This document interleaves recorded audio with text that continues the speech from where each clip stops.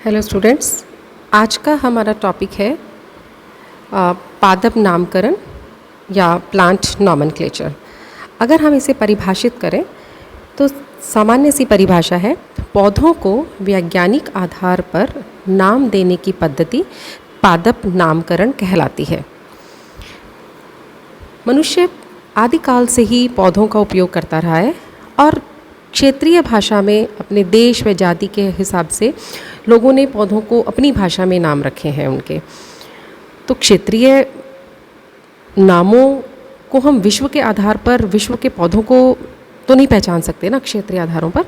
तो इसके अलावा क्या है, जैसे छोटे छोटे ग्रुप्स में लोग हैं, छोटी छोटी ट्राइब्स में रहते हैं, अपनी अपनी भाषा में उन पौधों का नाम अपने हिसाब से रखते हैं। और इस प्रकार से जैसे हम इसको एक एग्जाम्पल से समझाते हैं, जैसे आइपोमिया बटाटास एक नाम है, अंग्रेज़ी में हम इसको स्वीट पोटैटो कहते हैं, हिंदी और पंजाबी में हम इसको शकरकंद कहते हैं, बंगाली में इसे मीठा आलू कहा जाता है, उड़िया में चीनी आलू, तेलुगु में कंदमूल और मराठी में लोग इसको रतालू भी कहते हैं। तो इस प्रकार से एक ही प्लांट के इतने सारे नाम हो गए। ये हमने सबसे पहले आइपोमिया बटाटास जो है, एक इसका हमने बोटेनिकल नेम लिया था।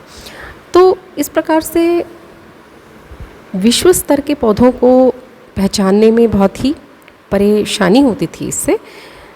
तो पहले लोग पौधों के सामूहिक नाम भी दे देते थे, जिसे हम बहुनाम पद्धति के नाम से जानते थे। तो ये भी एक बहुत कोई प्रयोग की दृष्टि से बहुत उपयोगी नहीं थे, क्योंकि उनके प्लांट्स के नाम बहुत लंबे लंबे हो जाते थे। तो इस दिशा में पौधों को एक कॉमन से लेवल पर लाकर, एक सामान्य स्तर पर लाकर, एक सामान्य स्टेज पर लाकर उनके नामकरण की ज़रूरत महसूस हुई। तो इस क्षेत्र में सबसे पहले हमारे सामने बाइनोमियल सिस्टम ऑफ नॉमेनक्लेचर यानी कि नामकरण की द्विनाम पद्धति का नाम सबसे पहले आया। पादप नामकरण की जो द्विनाम पद्धति है, ये कैरोलस लीनियस ने 1751 में प्रस्तुत की। इसका प्रयोग उन्होंने सबसे पहले अपनी पुस्तक स्पीशीज़ प्लानेटेरम में किया। इस पद्धति के अनुसार प्रत्येक प्लांट के 2 नाम होते हैं। लैटिन भाषा के 2 नामों से बनकर कोई पौधे का नाम बनता है। पहला शब्द जो है वो उसका वंशीय गुणसूचक है, यानी कि जेनेरिक एपिथेट होता है उसका, जेनेरिक एपिथेट, और या वंश का नाम या जेनेरिक नेम होता है। और दूसरा शब्द जो है वो उसकी है जातीय गुणसूचक या स्पेसिफिक एपिथेट, या हम स्पीशीज़ नेम को प्रदर्शित करता है, शो करता है। फॉर एग्जाम्पल, सरसों का बोटेनिकल नेम है ब्रेसिका कंपेस्ट्रिस। इसमें पहला वर्ड जो है वो ब्रेसिका, BRASSICA, ब्रेसिका कंपेस्ट्रिस। मैं यहाँ बताती हूँ आपको, ये देखिए, ब्रेसिका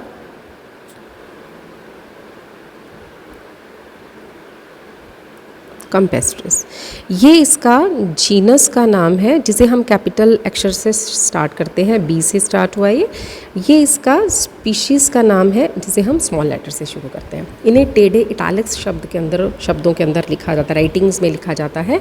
तो ये एक प्लांट के 2 नाम हो गए, एक इसका जीनस का नाम है, एक उसका स्पीशीज़ का नाम है, और इन दोनों को अलग अलग से अंडरलाइन करते हैं।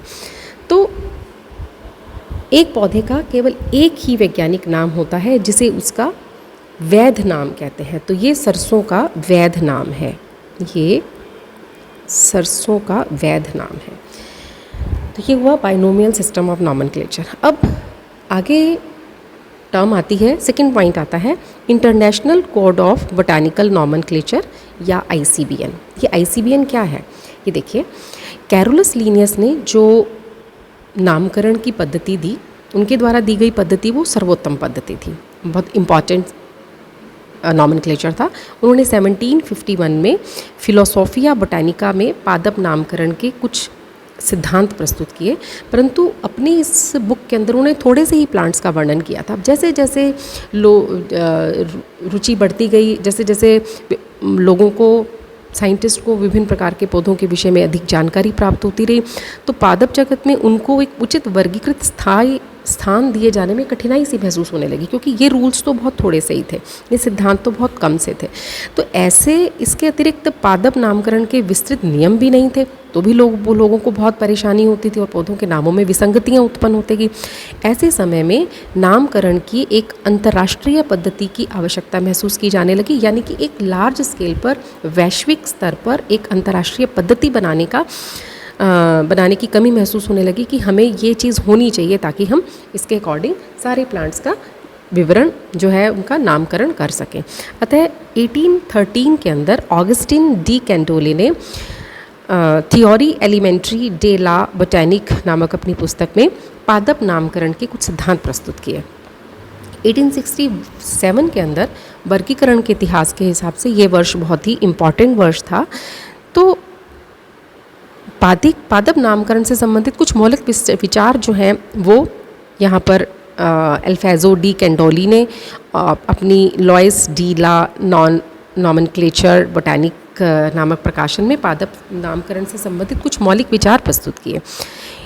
और इसी साल ही पेरिस में एक इंटरनेशनल कांग्रेस ऑर्गेनाइज हुई। विश्व के बहुत ही नामी जो बोटैनिस्ट थे उन्होंने इसमें भाग लिया। इस कांग्रेस में उन्होंने पादप नामकरण के कुछ नियम प्रस्तुत किए, जिन्हें कुछ संशोधनों के बाद कॉमनली स्वीकार कर लिया गया। ये रूल्स जो है वो डी कैंडोली के रूल्स कहलाए, या हम इसे ये कह सकते हैं पेरिस कोड ऑफ 1867 भी हम इसको कह सकते हैं। इसके पश्चात इन नियमों में समय समय पर थोड़े बहुत अमेंडमेंट्स होते रहे, संशोधन होते गए, और पादप नामकरण की अंतर्राष्ट्रीय संहिता यानी जिसे हम international code of botanical nomenclature, जिसे हम ICBN से शो करते हैं, जिसका एब्रीविएशन है ICBN, ये 1975 में गठित किया गया और 1978 में ये इसके जो नियम हैं उनको 3 भागों में बांटा गया। ये 3 भाग हैं, प्रिंसिपल्स, रूल्स, और थर्ड टाइप आ जाती है इसके अंदर, ये देखिए थर्ड टाइप आ जाती है रिकमेंडेशंस।